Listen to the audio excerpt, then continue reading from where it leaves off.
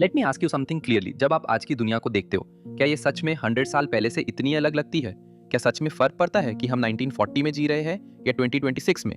क्योंकि जब आप थोड़ा स्लो डाउन करके आसपास देखो, तो अक्सर लगता है हिस्ट्री आगे मूव नहीं कर रही, बल्कि लूप हो रही है। वही सेम पैटर्न्स रिपीट हो रहे हैं, बस नाम बदल गए हैं, फ्लैग्स बदल गए हैं और एक्सप्लेनेशंस थोड़ी मॉडर्न हो गई है। सदियों से हम हिस्ट्री बुक्स में एम्पायर्स पढ़ते आए हैं। डिटेल्स बदलती रही, लीडर्स चेंज होते रहे, बॉर्डर्स शिफ्ट होते रहे, लेकिन स्ट्रक्चर हमेशा सेम रहा। एक पावरफुल नेशन पहले अपनी स्ट्रेंथ बिल्ड करता है, फिर बॉर्डर्स के बाहर अपना इन्फ्लुएंस बढ़ाता है, किसी और कंट्री को पॉलिटिकली या इकोनॉमिकली वीक करता है और आखिर में लैंड, रिसोर्सेज या लीडरशिप पर कंट्रोल जमा लेता है। और हर बार एक जस्टिफिकेशन होता है, stability, security, progress, order, civilisation. हम ये मानना चाहते हैं कि कॉलोनियलिज्म के साथ ये सब खत्म हो गया, कि मॉडर्न वर्ल्ड ज्यादा एथिकल है, ज्यादा लॉफुल है, ज्यादा एडवांस्ड है। पर सच ये है कि मेथड्स कभी गायब नहीं हुए, बस इवॉल्व हो गए। आज पावर हमेशा सोल्जर्स के साथ बॉर्डर्स क्रॉस करके नहीं आती। आज पावर क्वाइटली आती है, डिप्लोमेसी के थ्रू, सैंक्शंस के थ्रू, रिकग्निशन के थ्रू, इकोनॉमिक प्रेशर के थ्रू, अलायंसेस और सोची समझी नैरेटिव्स के थ्रू। आज वॉर्स हमेशा इन्वेजन से स्टार्ट नहीं होते, वो स्टेटमेंट से स्टार्ट होते हैं, ऑफिशियल रिकग्निशन से, सैंक्शन से और उन थ्रेट से जो डेमोक्रेसी या नेशनल सिक्योरिटी के नाम पर फ्रेम किए जाते हैं। और यही से मॉडर्न वर्ल्ड कॉम्प्लिकेटेड हो जाता है, क्योंकि ऊपर से सब कुछ लीगल, प्रोसीजरल और जस्टिफाइड दिखता है, पर अंदर से प्रेशर बहुत रियल होता है। और अगर हमें ये समझना है कि आज पावर असल में कैसे काम करती है, तो हमें दो जगहों को देखना होगा जहां ये सब क्लियरली दिख रहा है। ग्रीनलैंड और ईरान, दो अलग रीजन्स, दो अलग सिचुएशंस, लेकिन एक ही ग्लोबल लॉजिक से कनेक्टेड। पावर। सबसे पहले ग्रीनलैंड की बात करते हैं, क्योंकि ये टॉपिक फिर से सीरियस हो गया है। आपको याद होगा, कुछ साल पहले भी ग्रीनलैंड हेडलाइंस में आया था और आज उसका स्ट्रेटेजिक इंटरेस्ट फिर से बड़ा टॉपिक बन गया है। प्रेसिडेंट ट्रंप ने पास्ट में ग्रीनलैंड की स्ट्रेटेजिक इंपॉर्टेंस को ओपनली हाईलाइट किया था, खासकर यूएस नेशनल सिक्योरिटी और मिसाइल डिफेंस सिस्टम्स के कॉन्टेक्स्ट में। अमेरिकन पर्सपेक्टिव से ग्रीनलैंड का आर्कटिक लोकेशन काफी इंपॉर्टेंट माना जाता है, early warning systems, military monitoring और लॉन्ग टर्म डिफेंस स्ट्रैटेजी के लिए।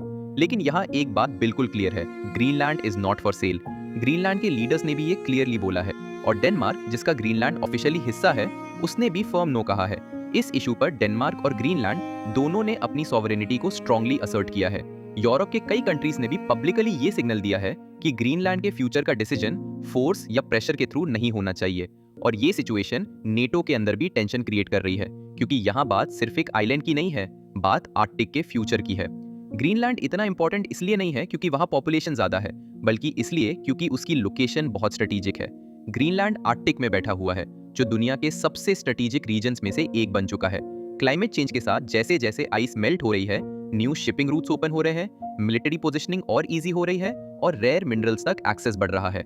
ग्रीनलैंड के पास rare earth elements, energy potential और स्ट्रेटेजिक जियोग्राफी है, जो मॉडर्न टेक्नोलॉजी और फ्यूचर पावर कंपटीशन के लिए क्रिटिकल मानी जाती है। और यहाँ एक इंटरेस्टिंग बात नोटिस करनी चाहिए, ग्रीनलैंड के केस में कोई ह्यूमैनिटेरियन क्राइसिस का नैरेटिव नहीं है, कोई डेमोक्रेसी अंडर थ्रेट का एंगल नहीं है। कॉन्वर्सेशन काफी डायरेक्ट है, security, strategy, military positioning, future competition. Greenland हमें यह दिखाता है कि बिना केओस के भी सिर्फ स्ट्रेटेजिक वैल्यू किसी रीजन को ग्लोबल पावर गेम्स का हिस्सा बना सकती है। अब चलते हैं ईरान की तरफ, जहां सिचुएशन काफी ज्यादा वायलेंट और इमोशनली हैवी है। ईरान एक सिंपल कंट्री नहीं है, ये दुनिया की ओल्डेस्ट सिविलाइजेशंस में से एक है, जिसका स्ट्रॉन्ग कल्चरल आइडेंटिटी है और फॉरेन इंटरफेरेंस का लॉन्ग मेमोरी भी है।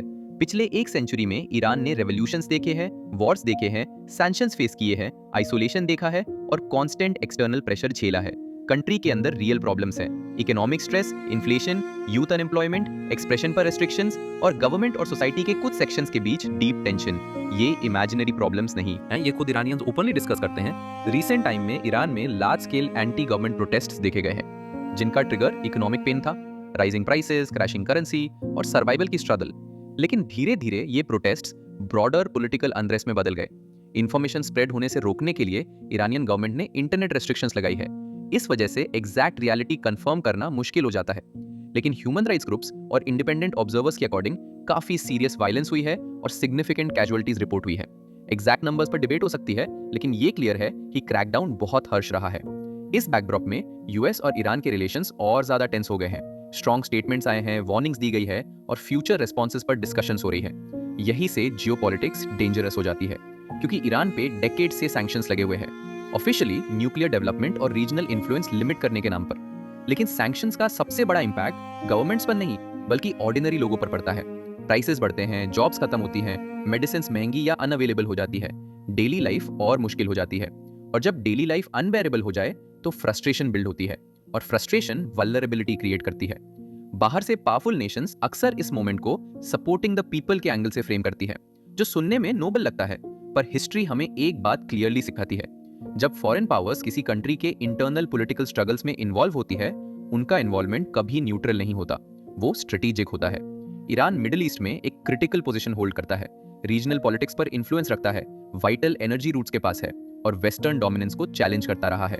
इसलिए ईरान हमेशा थ्रेट, स्टेबिलिटी या कंटेनमेंट के टर्म्स में डिस्कस होता है। और यही एक हार्ड क्वेश्चन होता है, जब ईरान के अंदर अनरेस्ट होता है, क्या गोल सच में लोगों को प्रोटेक्ट करना होता है या फिर एक ऐसी गवर्नमेंट को वीकन करना होता है जो एक्सटर्नल इन्फ्लुएंस रेजिस्ट करती है? क्योंकि हिस्ट्री ये भी दिखाती है कि गवर्नमेंट रिमूवल ऑटोमेटिकली सोसाइटी को फिक्स नहीं करता। कई केसेस में पावर वैक्यूम्स क्रिएट होते हैं, इंस्टेबिलिटी बढ़ती है और इंटरनल कॉन्फ्लिक्ट और ज्यादा डीप हो जाता है। और फिर से प्राइस ऑर्डिनरी लोग ही पे करते हैं, पॉलिसी मेकर्स नहीं जो सेफ रूम्स में बैठे होते हैं। यंग प्रोटेस्टर्स जेन्युइनली फ्रीडम के लिए लड़ रहे होते हैं। फॉरेन पावर्स डेमोक्रेसी का नैरेटिव यूज करती है, लेकिन बीच में एक डेंजरस गैप होता है जहां लाइव्स लॉस्ट होती हैं, फ्यूचर्स ब्रेक हो जाते हैं और पूरी नेशन नैरेटिव्स का बैटलफील्ड बन जाती है। और यहीं ईरान और ग्रीनलैंड कनेक्ट होते हैं। ऊपर से दोनों बिल्कुल अलग लगते हैं, एक जगह प्रोटेस्ट और वायलेंस है, दूसरी जगह काम और स्टेबिलिटी, लेकिन दोनों को ग्लोबल अटेंशन एक ही रीजन से मिलती है, स्ट्रेटेजिक इंपॉर्टेंस। ये हमें एक अनकंफर्टेबल ट्रूथ बताता है, ग्लोबल पॉलिटिक्स में ह्यूमन सफरिंग डिसाइडिंग फैक्टर नहीं होता, इंटरेस्ट होता है। जहां स्ट्रेटेजिक एडवांटेज होता है वहां प्रेशर आता है, कभी लाउड होता है, सैंक्शंस, थ्रेट्स, हेडलाइंस, कभी सटल होता है, negotiations, military presence, long term positioning, लेकिन प्रेशर हमेशा कैलकुलेटेड होता है। गवर्नमेंट्स मॉरल लैंग्वेज यूज करती है, सिक्योरिटी, स्टेबिलिटी, डेमोक्रेसी, पर उस लैंग्वेज के पीछे पोजीशनिंग होती है, मिलिट्री रीच, रिसोर्स एक्सेस और जियोपॉलिटिकल लेवरेज। तो फिर जब जियोपॉलिटिक्स एस्केलेट होती है, रियल प्राइस कौन पे करता है? लीडर्स नहीं, स्ट्रैटेजिस्ट नहीं, सिक्योर रूम्स में बैठे ऑफिशियल्स नहीं, बल्कि स्टूडेंट्स जो फ्यूचर बिल्ड करना चाहते हैं, वर्कर्स जो सर्वाइव करना चाहते हैं, फैमिलीज जो नॉर्मल लाइफ जीना चाहते हैं, और यंग पीपल जिनकी जिंदगी उन डिसीजन से शेप होती है जिनके लिए उन्होंने कभी वोट भी नहीं दिया। ईरान में यंग पीपल डिप्रेशन और अनसर्टेनिटी फेस करते हैं। ग्रीनलैंड में कम्युनिटीज ऐसे डिसीजंस फेस करती है जो उनकी पॉपुलेशन से काफी बड़े ग्लोबल पावर्स ले रहे होते हैं। Different situations, same imbalance. हमें अक्सर बताया जाता है कि दुनिया गुड और बैड साइड्स में डिवाइडेड है, लेकिन जियोपॉलिटिक्स ऐसे काम नहीं करती। कंट्रीज काइंडनेस या क्रूएल्टी से नहीं, इंटरेस्ट से एक्ट करती है। इसका मतलब ये नहीं कि वो मॉन्स्टर्स हैं, पर इसका मतलब ये जरूर है कि हमें कंफर्टिंग स्टोरीज पर ब्लाइंडली बिलीव करना बंद करना होगा। अगर लोगों को बचाना ही असली गोल होता तो सैंक्शंस सिविलियंस को पनिश नहीं करती, थ्रेट्स डायलॉग को रिप्लेस नहीं करती और प्रेशर मोरालिटी के डिस्गाइज में नहीं आता। तो अपने आप से ये सवाल पूछो, अगर इंटरवेंशन नॉर्मल हो जाता है तो डिसाइड कौन करेगा कि नेक्स्ट कौन होगा? आज ईरान प्रेशर में है, आज ग्रीनलैंड स्ट्रेटेजिक इंटरेस्ट का सेंटर है, कल कोई और रीजन हो सकता है। ये किसी लीडर को सपोर्ट या अपोज करने की बात नहीं है, ये आइडियोलॉजी या ईस्ट वर्सेस वेस्ट की बात नहीं है।